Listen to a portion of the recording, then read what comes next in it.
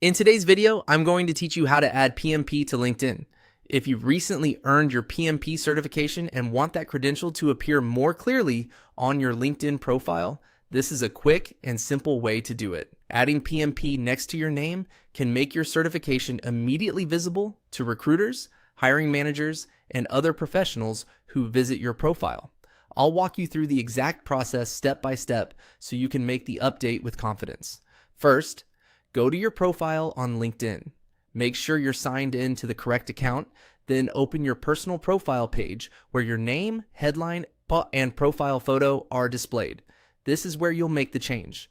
Once you're on your profile, look for the pencil icon.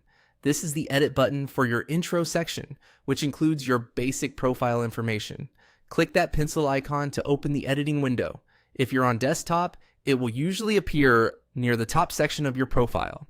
If you're using the mobile app, the placement may look slightly different, but the pencil icon serves the same purpose. When the edit window opens, find the last name box. In that field, type a comma followed by PMP after your last name. This means you are adding the credential directly after your surname, so it appears as part of your displayed name on your profile.